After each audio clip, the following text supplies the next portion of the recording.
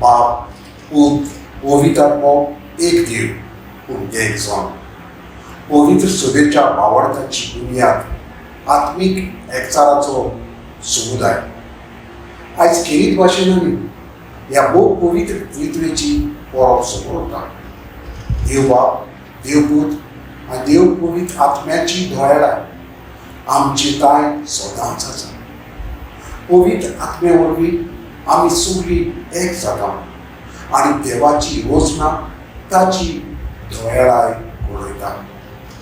देवाची दोळाय आमकां एक फुके देणे हें आमकां फावो केला भावार्था वरवीं.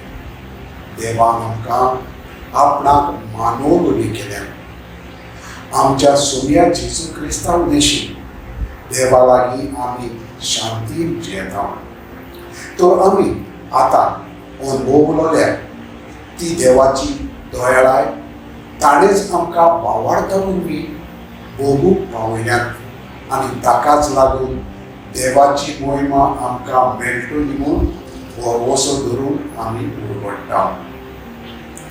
आमच्या जिवितांत देवाची दोळाय एकदम गरजेची, कित्याक आमी तर दुसऱ्या सवेक दोळ्यार जायत जाल्यार आमी देवाची मानव बळी जातली.